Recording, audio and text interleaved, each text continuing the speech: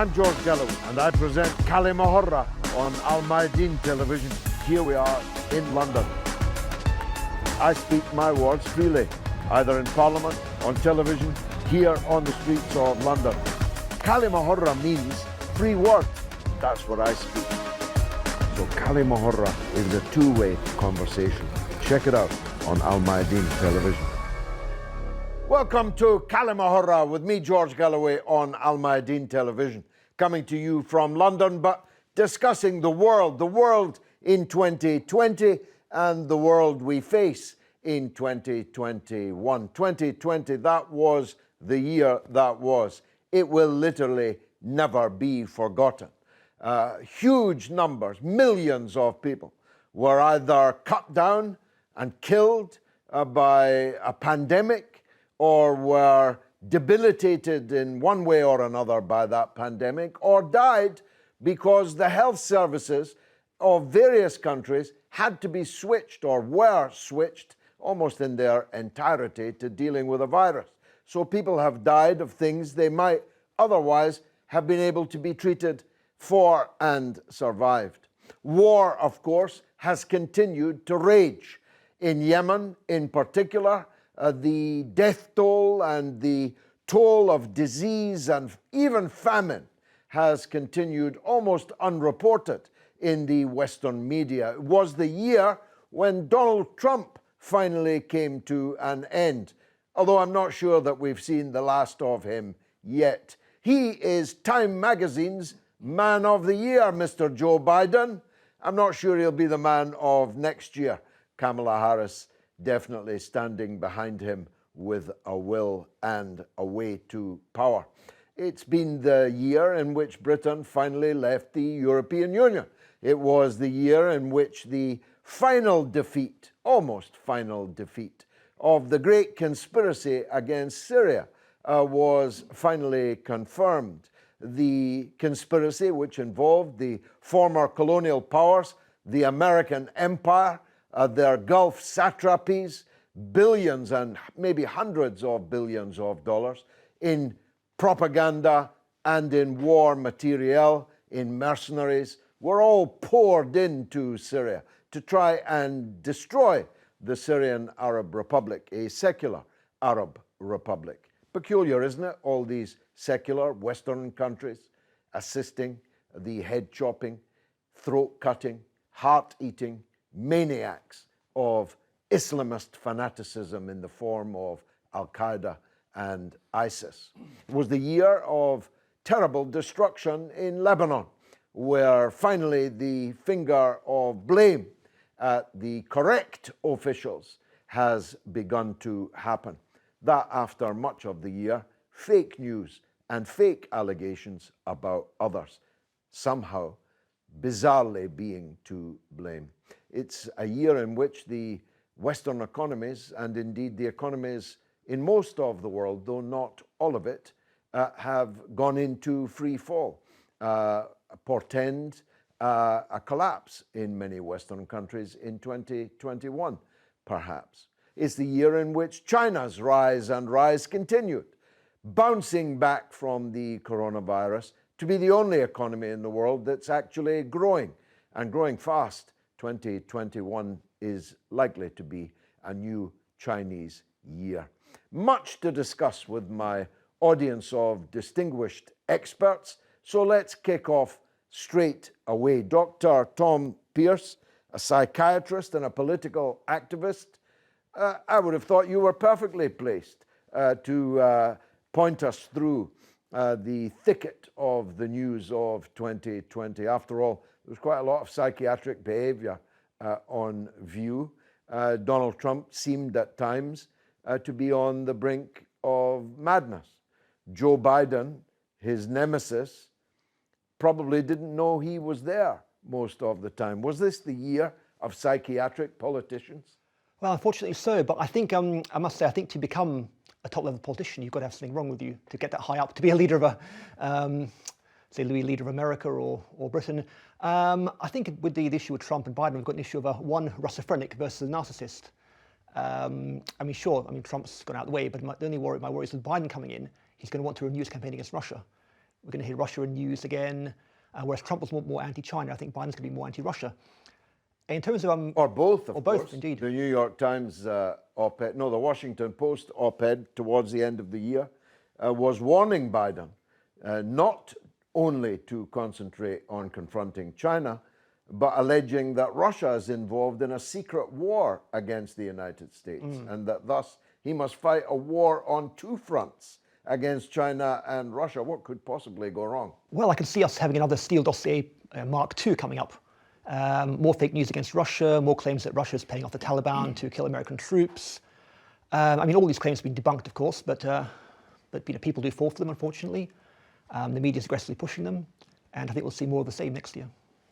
Dr. Marcus Papadopoulos about to publish a wonderful book on the new Russia foreign policy. Many people will be looking forward to that around the world. You're political analyst, of course, and editor of Politics First magazine. First of all, give us your summary of 2020, and perhaps more importantly, your predictions for 2021. Well, there's no question about it that 2020 has been a truly abhorrent year. But I think we need to acknowledge that Iraqis, Syrians, Libyans and Serbs would say that their experiences over the last 25 years or so have been far worse in comparison to what most of the world has experienced this year. It was only a few years ago that the Syrian people, in my estimation, were on the brink of annihilation at the hands of ISIS and Al-Qaeda. Now, I think when we talk about the devastating impact that what is known as COVID-19 has had on the world, we have to determine which part of the world we're talking about, because most countries in the world took precautions against COVID-19. However, in Russia, Iran, Syria or Cuba, we didn't hear talk from politicians there or journalists there about a new normal.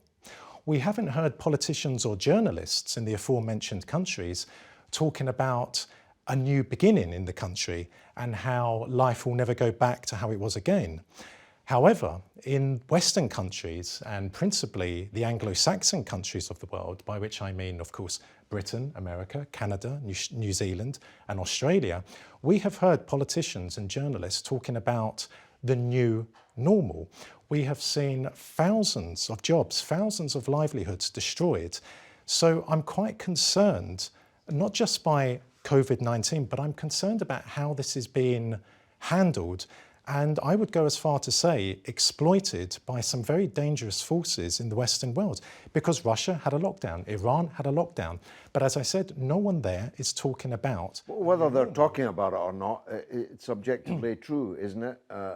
Iran has been devastated. Yes.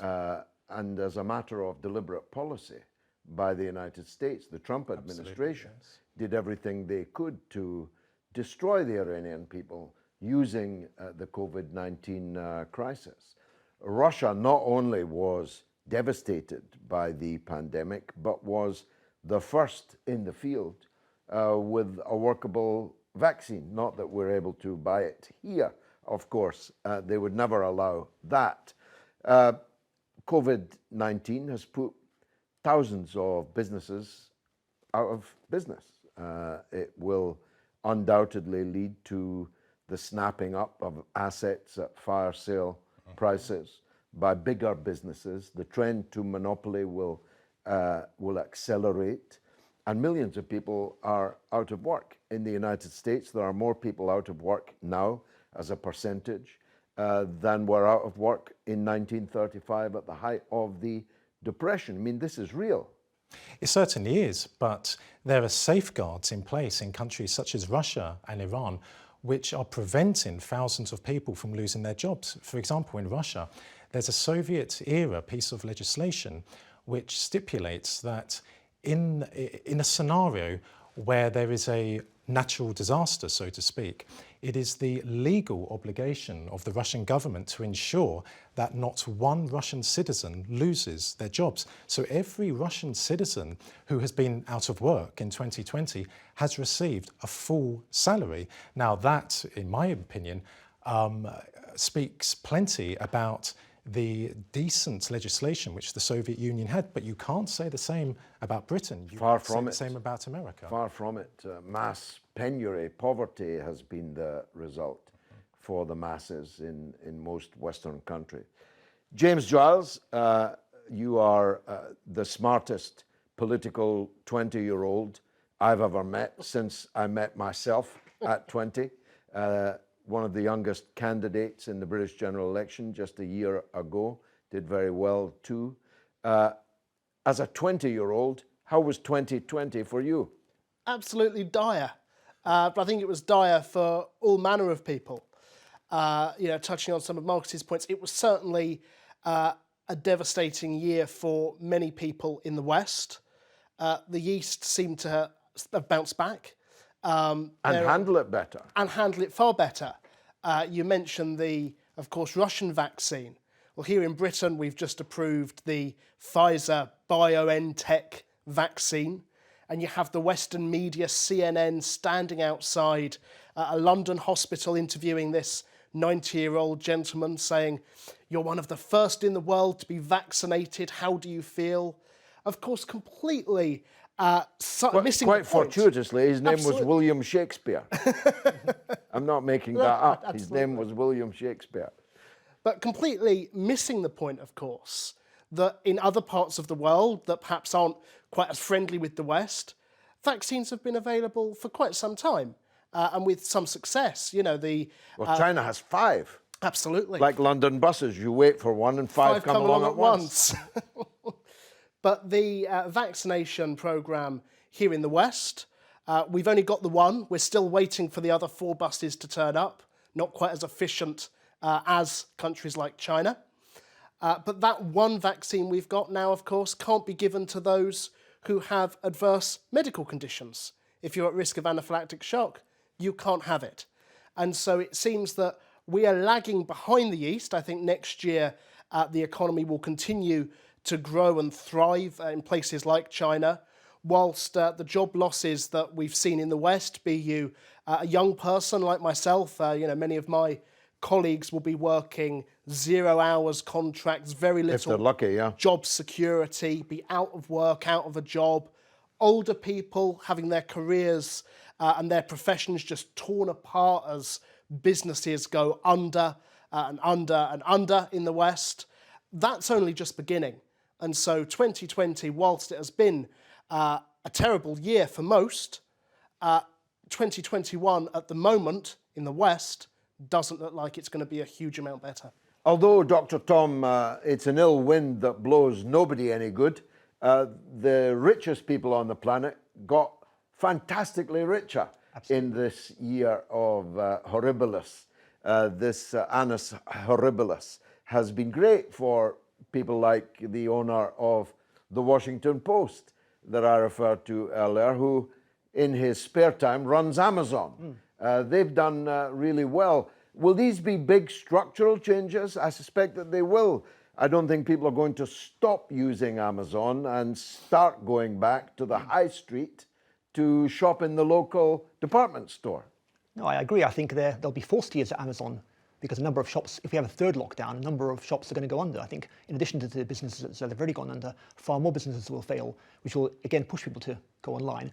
On top of that, we have more people working from home, so they're going to be using the internet more frequently. As you mentioned, Jeff Bezos, I think he's accumulated several more billion at least in the more than that probably. I can't remember the figure, but he's accumulated a lot more money during the pandemic. Not only him, but a number of billionaires in the US have actually increased their wealth. If he gave every employee of Amazon £105,000 as a bonus, he would still be richer at the end of 2020 than he was at the beginning of it. Just think about that. This is a company that employs 500,000 people. Let's go to the United States and talk with Medea Benjamin, a wonderful American political activist who co-founded Code Pink, with whom I used to work in the Iraq issue in years gone by. Can Biden reunite the divided states of America? This country is not going to be united. This is a divided country, deep divisions that Trump only brought them out, but they existed before Trump. We have systemic racism, which the country refuses to really address. We have a climate crisis, which this country refuses to address. This pandemic is only reveals how broken the US health system is. And then there's issues just about priorities. And I think Trump has somehow managed to make himself into a populist who is leading the calls for people who are feeling left out of the economic system. Somehow he has become their champion, which is so odd. And so I think there will be big economic problems this country will have to deal with, and those will exacerbate all of the racial problems, immigration issues. Biden is supposed to bring in more of the immigrant community, but that is going to be used by the right as saying these people are taking our jobs, these people are not American, these people are getting vaccinations, they're using our healthcare system. Another reason why there won't be unity in this country is because the Republicans will be trying to stop Biden from accomplishing anything, whether it's saying no to some of his nominated cabinet positions, to trying to stop relief packages or any significant pieces of legislation that will address the real needs of the people and the climate will be stopped by Republicans in Congress. Under Biden, will the US reestablish the relationship they once had with China? I think, unfortunately, Biden will continue to some extent the negative views towards China, but certainly there's a lot of anti-China sentiment in the United States, and Biden is partially responsible for that as well. He used that during his campaign. In fact, there was a lot of competition between Trump and Biden as to who was the hardest on China. And that is very dangerous for those of us who understand that cooperation is the only way forward, whether it's working with China around the pandemic, the climate crisis, or in the United States to get us off of this treadmill of the military taking so much of our tax dollars. When you present China as an enemy, it's a justification for continuing the US military buildup, which really must stop if we're going to have the funds we need to address the real problems, the real threats we face and will be facing in 2021 and beyond. In your view, will Biden revisit the Iranian nuclear deal? One of our most positive hopes is that Biden does go back to the Iran nuclear deal, and that this could ease a lot of the tensions in the Middle East and pave the way for the US to finally withdraw from so many of the conflicts it's been unjustly involved in. But let's not be naive about this, and I'm sure you're not, George. You know there's a lot of pressure coming from Israel, coming from the Saudis, coming from strong lobbies in the United States, like the AIPAC lobby. They don't want Biden to go back into the nuclear deal without more conditions. And Iran is just going to not have it. You know, they say you either go back into this deal or there's no deal. So it's not going to be easy. But I do think there's enough people in Biden's new administration that were part of negotiating the deal, understand how important it is. And we hope that with the pressure coming from peace groups like ours, we will see Biden administration re-entering the Iran nuclear deal. Dr. Marcus, that was one of the landmarks of 2020, wasn't it? That the United States crashed and burned. It was exposed to the whole world as having a health service completely unfit for purpose, an economy utterly skewed to the interests of the richest people, and almost in its DNA, determination, whatever the elected president thought, to continue the endless foreign wars. Let's not forget, Donald Trump did actually try to bring American forces out of various theaters. He was simply unable to do so, either because of his cabinet members or the deep state. Somehow he was frustrated in that. You know, George, every 4 years in the world, a peculiar phenomenon occurs in which commentators, and I use the word commentators in a very loose way, make the argument that a new incoming American president is going to be almost revolutionary. They're going to bring good to America, they're going to bring good to the world. And it really is preposterous nonsense. It is absurdity at its most absurd. And it demonstrates that these so-called commentators, who by and large are liberals, or we might call them today neoliberals, are totally ignorant about the structures of power in America. Because despite what the US Constitution states, namely that an American president has tremendous powers, in reality, the structures of power in America are not centered on the president. They're centered on families, they're centered on organizations, institutions, companies, and corporations. And we have been hearing this tiresome argument certainly throughout the duration of my life. If I go back to 2008, when I was a reporter on Tribune magazine, I remember people at Tribune saying, if Barack Obama becomes president, the world will become a better place. And I asked them, why would you say that? And they said to me, because he's black. And I said, well, that's implicitly racist towards non-black people. But I also said, it doesn't matter who sits in the White House, because once someone comes into the White House, the machinery, the machines of the American government, they come around them and they dictate to them what the domestic policy is going to be, fundamentally speaking, and what the policy of the foreign policy is going to be, fundamentally speaking, as well. And I also said to people in 2008 that, yes, Barack Obama is part black, but he's also part English. And you want to understand what his English ancestry actually is. So Joe Biden will simply continue American foreign policy. He's very close to the Israelis. He's very close to the Saudis.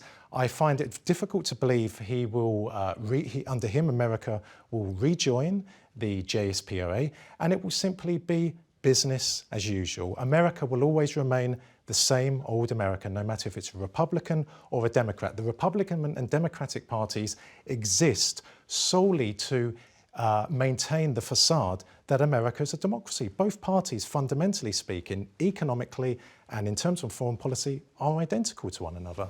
A scorpion stings because it's a scorpion. We'll be right back.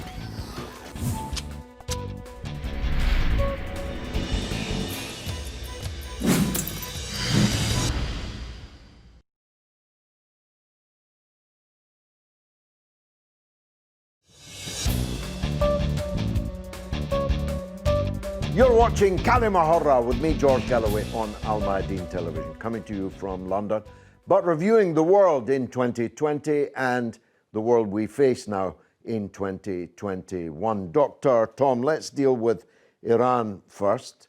Biden promised, what could go wrong? Biden promised in the election that the US would rejoin the nuclear deal between Iran and other big, powerful blocs and countries in the world, which had been working to everyone else's satisfaction.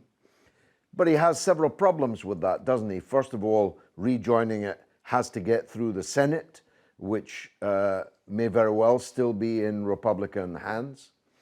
It has to face up to the Israel lobby in America, which is determined to stop that re-entry. Then the Iranian resistance to any further changes to that deal before allowing America to rejoin it, and its demand that all sanctions have to be lifted on Iran. How realistic is it that we'll see a new US posture towards Iran? I think the first thing to point out is that America's been punishing Iran since the 1953 when they overthrew, or they played a role in overthrowing President Mossadegh, to try to nationalize the country's oil. Ever since then, it's been a case of death by 1,000 paper cuts with sanctions. And regardless of who's in charge, whether it's a Democrat or a Republican president, sanctions have been pretty much full on the Iranians. I think, although Biden might talk the talk, he might appear more conciliatory. He might be more appear to want to rejoin the deal. He's going to be given his marching orders, as Marcus said. There is a machinery around the president. Biden is influenced by AIPAC. There are people in the Democratic Party who want a war with Iran. So Indeed, that's so. Let's get a view from Moscow. Mark Sleboda is an American living in Russia. He's an international relations and security analyst and lecturer, and formerly a senior lecturer at Moscow State University. Will America under Biden ignore Russia and China when it comes to the economy? Okay, so particularly with China, even with Trump, it is impossible for the United States to ignore China economically. What the Trump administration was trying to do was to decouple as much as possible the United States and its allies, right, across the West and U.S. Client states in the Pacific economically from China. I do not expect that policy to be much reversed in the Biden administration. There has been no word from any of his senior foreign policy advisors or him himself about the reversals of sanctions or tariffs, or there hasn't even been a lot of discussion out of them about returning to some type of trade deal with China. At the same time, there are signals from the Biden administration that it may not be expecting to increase tensions any more than they already are. And in particular, Biden's presumed nomination of Jake Sullivan as the Secretary of State and General Lloyd Austin as Secretary of Defense, instead of possible contenders Susan Rice and Michelle Flournoy for Secretary of Defense, is being read by many countries around the world as a less confrontational stance on China. When it comes to Russia, a lot of people are surprised by this, but the U.S. actually has quite a large $16 billion trade deficit with Russia. That is, the U.S. buys more from Russia than Russia buys from it. But that's still a relatively small amount in terms. U.S. under the Trump administration enacted 46 rounds of sanctions against Moscow, and there is no talk about any of them being lifted, which would be a requirement to improve relations, economically speaking, by the Biden administration, by its principles, and so on, without at least enormous concessions by Russia on Crimea, stop supporting the Syrian government, etc. That Russia is, almost certainly unlikely to make. So I don't expect any economic improvement at all in the Biden administration with Russia. Do you think we'll see a more hawkish America under Biden? How will the U.S. relate to, for example, Russia and Syria? Yeah, there are mixed signals out of the Biden administration. And we have to remember that Biden was vice president under Obama for the U.S. military proxy war on Syria. And then, the beginning of the deployment of troops. Likewise, Biden was Obama's point man for the new regime that they helped shepherd into power after it overthrew the democratically elected government in Ukraine in 2014. I would accept the Biden administration will probably increase military arms supplies and support for the government in Ukraine, which will lead to a symmetrical response from Russia to Ukrainian forces in the Donbass that are still opposed to the regime in Kiev. And that there's a potential for military escalation and conflict there. In Syria, there are a lot of discussion by Biden's senior foreign policy advisors about the restoration of the proxy war on Syria, the illegal arming, training, and salarying of tens of thousands of sectarian Islamist and jihadist militants that are currently all supported by Turkey.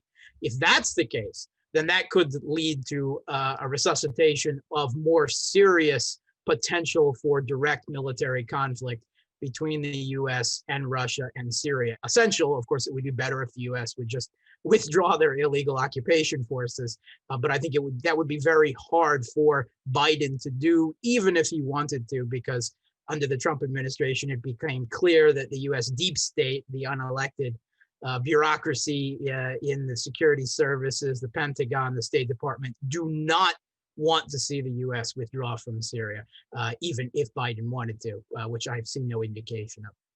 Dr. Marcus, that's one of the great mysteries of the age, isn't it? Trump, in the narrative of the liberals in the West, Trump was a Russian agent.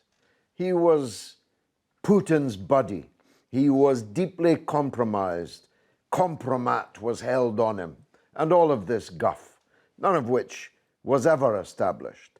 The truth is, isn't it, that the Trump years, as Mark just said, 46 rounds of sanctions against Russia, the withdrawal from the INF treaty, the refusal to prolong other, even more important military agreements, the withdrawal from the open skies, the confrontation in Syria, and so on. Actually, Trump was more anti-Russian in his actions than any of his recent predecessors. There's no question about it that under Donald Trump, relations between Washington and Moscow were even worse than how they were under Obama. But I don't think that was Donald Trump's responsibility per se. I believe it was what I would like to call the American establishment. I know in this day and age we are now talking about deep state, but for me deep state has Ottoman connotations, and I prefer the more traditional wording of the American establishment or the American elite. And also under Donald Trump, American forces were redeployed from Germany to Poland, which is a flagrant violation of the Russia-NATO Founding Act of 1997. But despite, once again, some people saying there's an opportunity for a foreign relations between Washington and Moscow under Biden, there is no chance of that happening whatsoever. Why? Simply because Russia, as we talk now, is a superpower. Back in the 1990s, following the dissolution of the Soviet Union, and I use the word dissolution because the Soviet Union was dissolved, it did not collapse, it was dissolved by free traitors, Yeltsin of Russia, Kravchuk of Ukraine, and Shostakovich of Belarus. America was content with Russia in the 1990s. Why? Because Russia had become a third-rate power, with the exception of its nuclear arsenal. Russia was subservient to America. Russia was on an IMF loan. But under Vladimir Putin, Russia has resurrected much of its lost superpower status. And that is very evident because it was Russia which played the cardinal role in defeating the American objective in Syria. It was Russia which played the cardinal role in defeating the American objective in Venezuela. And America is simply not prepared to share power in the world with any other country which can challenge American or Western global hegemony. And I would say this as well, that sooner or later, there will be a new country in the world. And I'm talking about the reunification, the natural reunification of Russia with Belarus. Most people know Belarus as Belarus, because following the American and British attempt to instigate a coup in Belarus in the summer of 2020, that has it was an abysmal failure, and it always was going to be, because the Belarusians and the Russians never wanted to be separated. As I said, they were separated by three treacherous Soviet politicians in 1991. But the attempted coup in Belarus in 2020 has actually brought about, or will bring about, the materialization of the union state of Russia and Belarus. Now the Russian military is responsible for the guarding of Belarusia's borders with, for example, Poland and Ukraine. Russian special services are now on a daily basis briefing President Alexander Lukashenko, who's the president of Belarus. So Russia's position in Belarus, strong beyond all belief as it was before the attempted coup, is simply absolutely unchallengeable now. So I believe that once Russia and Belarus reunite, then you will see an increase in tension between America and Russia. So watch this space regarding Belarus. We will, definitely. Let's go to Alex Rubinstein, who's in Mexico City. Alex is an investigative journalist for the Grey Zone, Mint Press, Sputnik, and RT. Alex, what is your understanding of the US direction of travel under Biden? Well, you know, I think there's a tendency in the mainstream media to act as though Joe Biden has descended from the heavens and will bring on a new era of American empire with a cleaner face. But in the US, that image may be cleaner. Abroad, it's really no different. And in many ways, I think it's worse. If you look at Joe Biden's history and the history of his cabinet picks, we see that it's caused these policies that they've advocated and championed have caused some of the worst crises in modern history. If we're talking about the genocidal Saudi war against Yemen, our new Secretary of State is the one who pushed and advocated and announced in Riyadh itself that the US would be expediting arms shipments to the Saudis. If you look at Libya, many of these cabinet members played a central role in advocating for that war. And what that has caused is a failed state. In fact, we have 3 failed states in Libya that are all warring with each other. And slavery has been brought back to the African continent because of these policies. If you look at Ukraine, Sullivan, Anthony Sullivan, was the one who was the go-between between Joe Biden and Olga Tanyabok, who was a neo-Nazi leader of the Sleboda party in Ukraine. And if you look at Latin America, where I'm based right now, Joe Biden's policies, Joe Biden himself, his policies have been absolutely disastrous. From Brazil, where he was an architect of the Lava Jato or car wash program, which was the lawfare that ousted Lula da Silva. If you look at Colombia, he also played a major role in Plan Colombia, which militarized the government, hyper-militarized the police and the military in order to cut down on the drug trade. And that was absolutely ineffective. The drug trade went up after that plan.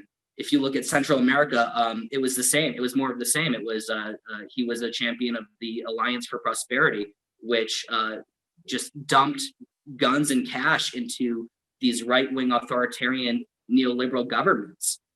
So in many ways, you know, I mean, Trump was a bit of an oaf, really. And he tried to do the coup in Bolivia, and he tried to do a coup in Venezuela, but those failed miserably. Biden, however, was successful in his 2009 coup in Honduras, which has turned the reins of government over to a drug cartel, essentially. Juan Orlando Hernandez is deeply involved in the drug trade, and we know that from court documents from the United States.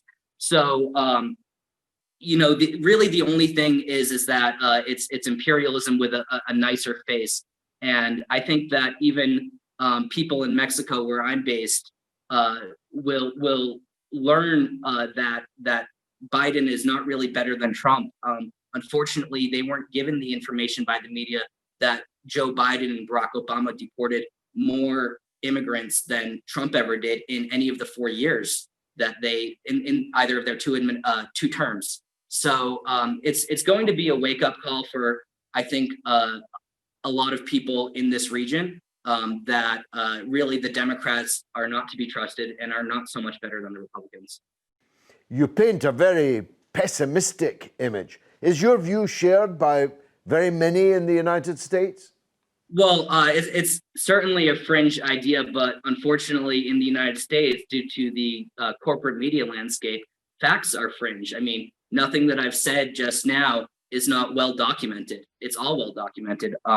However, information is scarce in the US, and you have media which basically falls upon partisan lines, where the Republicans are saying that Joe Biden is evil incarnate, and the Democrats are saying is that he's basically Jesus Christ. So there's really no room for nuance or understanding of his many years as a civil servant. I mean, we forget that he was whipping up votes for the Iraq War, the deeply unpopular Iraq War. I mean, this war, nobody wants it.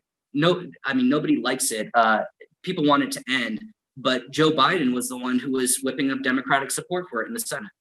Dr. Tom, imperialism with a nicer face, as Alex Rubinstein said. That kind of sums up the point of view of the panel here this evening, doesn't it? In places like Latin America are not likely no longer to feel the foul breath of coups and dictatorships and lawfare and so on. The Middle East is not likely to get better. The confrontation with Russia and China not likely to take a different turn. It's not exactly a happy new year to look forward to, is it? Well, no, not quite. I mean, whenever say Russia or squashes an attempt by the American imperialists to get rid of a leader, they just try again somewhere else. It's like the whack-a-mole game, essentially. For example, I mean, Russia, together with Iran, helped save Syria from the Islamic State.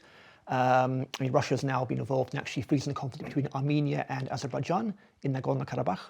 It's known that the Turks heavily supported the Azerbaijanis in that, and Turks are also involved in Libya. But essentially, I think, as Marcus mentioned earlier, the Russians also helped the Venezuelan leader stay in power, the elected leader of Venezuela, rather than a puppet like Guaido. But I think the imperialists will try again. I mean, they tried with Svetlana Tikhanova in Belarus. That failed. They got rid of Morales temporarily in Bolivia. Now he's back, on his way back. But they'll keep trying. And I think under Biden, as you say, maybe imperialism with a nice face, but if anything, that's even worse. Yeah, I mean, nice face, silly old man face. He's not actually going to be running the country. Well, no, even entering the caveat that Dr. Marcus did, that no president ever really runs the country. This is a president who can barely get out of the bath without breaking his ankle, saying that he tried to clutch his dog by the tail, try and work that one out. This is a president who will really be more or less openly run by other people. Indeed, I think Kamala Harris is waiting her turn. I mean, Kamala Harris, let's not forget her background. She was a prosecutor. She put lots of African Americans away in prison in her role working with the police. So she hasn't exactly got a great background either. No, well, more importantly, nobody elected her. Nobody in the Democratic Party wanted her as their nominee. She got 1% of the votes before dropping out of the race. It's deeply troubling, isn't it, that the most powerful person in the world, perhaps next year, is someone for whom nobody ever voted. Well, exactly. What's more sad is there were actually decent candidates in the Democratic Party. We had Tulsi Gabbard, a woman of color who was very anti-war, a former veteran, so and she's anti-war at the same time. She was pro-healthcare. She was anti-imperialism. We had Bernie Sanders, who had a good record, yet they were pushed away by the Democratic machine. Yes, twice. Twice. James, when I was your age, it was the greatest hope in Britain and in most Western countries that one would acquire a trade, serve an apprenticeship, become an electrician or a woodworker or any of the important trades that we still need. And for others, it was if you couldn't get a trade, that you'd have a steady job in a stable workplace that would provide holiday pay and sick pay, and for which you might, if you were lucky, work for 30 years and then get a watch and retire on a pension you could live on. I hate to rub it in, but that's not what faces you and people of your age. No, absolutely not. The future for people my age typically is go to school, do your exams. If you don't do your exams or don't do well in your exams, then that's more or less it for you. You're confined to low job security, low wage forevermore, minimum wage, I would say, in a shop, but after this, Soon no not shops. even in a shop. He's on a bike delivering. Yeah, isn't it? maybe on a bicycle delivering food for £2 per meal you deliver, which is a measly wage for anybody. But even if you go to school, you do your exams, you're academically bright, you do your college, university, whatever, what then? In this economy, in this day and age, there aren't jobs. There simply aren't jobs. And so even if you've got a degree, you'll still end up delivering food for £2 a meal because there's nothing else for you here at the moment. And it's a very harrowing and concerning vision for the future that there's just no hope for this to get better. And you don't think that that Britain leaving the European Union and having levers entirely in its own hands that it can use to make a better Britain, you're not confident about that? Well, look, if it were in the hands of a competent government, then maybe. But we're led by this privately educated charlatan who doesn't know what he's doing in the afternoon, yet alone first thing in the morning when he wakes up. Left hand doesn't know what the right hand's doing. The government is U-turning. It's, I would say, being led by the opposition. But of course, we now even have an opposition that doesn't know how to oppose in Britain, that is just simply nodding through every shambolic thing the government's doing. And so, had things have been different last December, then yeah, maybe a brighter future may have been on the horizon. But where we currently are, no hope. Dr. Marcus, most people in the world would rather have President Putin running their country than the people who are running their country. And most people in the world would rather have their foreign policy in the hands of Mr. Lavrov than in the hands of the person currently running their foreign policy. Was I widely off the mark? I believe exactly what you said in this broadcast. I've come across quite a number of Britons who are now expressing a lot of sympathies towards Vladimir Putin, not necessarily his policies, but the way in which he runs his country. Because Vladimir Putin is a very strong leader. Vladimir Putin is devoted to his country, to his land, to his people. Vladimir Putin will protect, by all means necessary, Russian culture, the Russian religion, Orthodox Christianity, and he will protect Russia from all threats, internal and external. The same, alas, cannot be said about Western leaders, in particular British and American leaders, because what we see in America and Britain are leaders who care nothing about their country, they care nothing about their culture, they care nothing about their people. What they care about is their own personal wealth, their own personal ambitions, and their own personal power. We see in Britain today British culture being deliberately eroded, and where are British politicians to stand up and defend British culture?